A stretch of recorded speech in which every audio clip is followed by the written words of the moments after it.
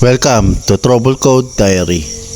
Bagong teleserye, Chapter 1, Montero Sport 2016. Episode 1, High Sensor Problem. Tara, let's go! Magandang araw sa inyo mga bossing ko. Ito, may bago na naman dumating na sasakyan. Montero Sport 2016 model. Sabi ng client, meron daw lumalabas na indicator warning sa dashboard. So ano pa nga ba? I-check na natin. Shout out pala sa bolang kristal ko. Launch 4X31 Hybrid 2016 model. Totoo pala talaga na may lumalabas sa dashboard. Hindi na talaga biro to kasi electrical system service required. Kaya naman bossing ko, nag-check na ako ng mga fuse, relay, wirings at harness connection. Ganito ang unang proseso sa pag-diagnose ng ganitong problema.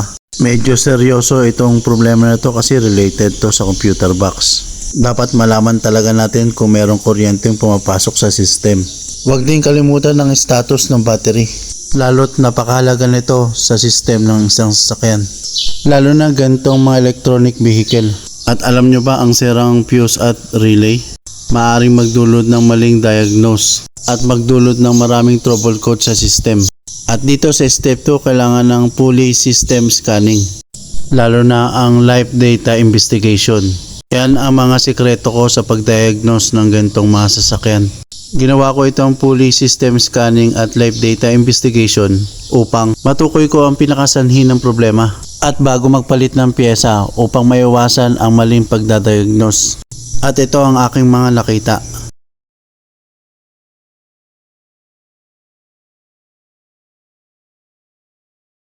Kita nyo, lahat yan ay related sa isang sensor lang.